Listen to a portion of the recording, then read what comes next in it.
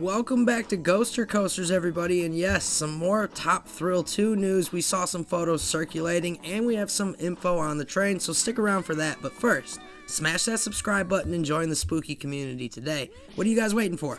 A huge shout out goes out to all of our channel members and our Coaster Ghosts and producers for sending us stuff and being part of the community. You guys are really the best part of this and what makes it super fun.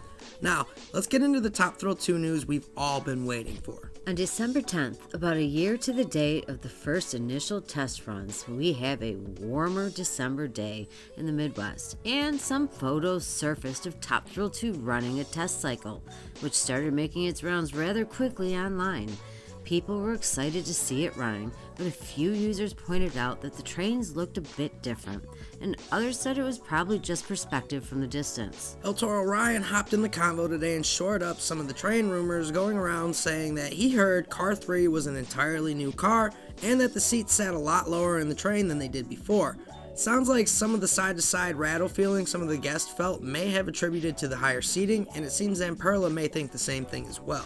As for how much the height difference matters on the sway of the train and the wheel bogies, etc., we aren't quite sure because that's more engineering side of things, but we'd love to hear some explanations out there.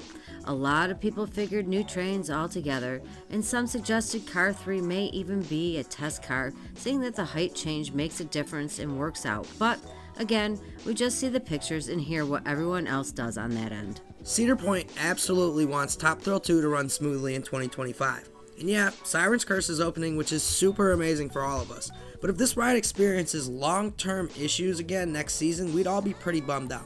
And we hope Zamperla and Cedar Point spend every dollar to ensure this thing runs right and gets the issues worked out entirely. So far, no Intamin track has been changed out, which many speculated would happen, and we're not too sure if it will, to be honest, at this point. Hoping this is the solution and the ride runs all of 2025, as it was up quite a bit during the 6 days it operated, running a bit over the 80% overall mark, which in hindsight is good for the small sample size. If they can bring that out over the course of a season, we'll all be in for some awesome Top Thrill 2 rides for many years to come, and that's the hope, right? El Toro Ryan also said there's no more stadium seating, but we're not sure where to start with that, so it's too far to see for us. As more comes out, we'll see what goes on. Do you guys think that we're getting new trains still, or do you think Cedar Point and Zamperla will figure out the issue and we'll have it up for 2025 without new trains? We're all hoping for a good 2025 season and eagerly anticipating news about the ride, and we'll continue to wait for any new updates. If you haven't already, subscribe now and join the community today. Christmas is around the corner and we have a super special mini documentary coming out as well, so stay tuned for that. As always, thanks for being a part of our spooky community and for Coaster Ghostin' with Ghoster Coasters. Have a Top Thrill 2 day, everybody. Whoop!